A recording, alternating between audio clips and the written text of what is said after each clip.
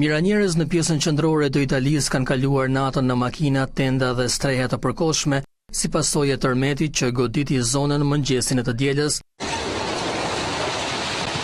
Mbi 40.000 persona përllogaritën të kenë mbetur të pastre, ndërsa 15.000 persona janë ndihmuar nga mbrojtja civile italiane, kryesisht në qytetin e Norcia pranë Perugjas.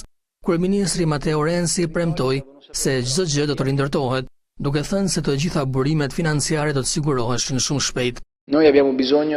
Po kalojmë një periudhë të vështirë. Ne nuk duhet ta lejojmë dhimbjen e thellë, lodhjen dhe stresin që të na bëjnë të dorëzohemi. Tërmeti prej 6.5 i shkallës Richter më i rëndi në Itali në disa dekada ndodhi të dielën në mëngjes duke plagosur rreth 20 vet.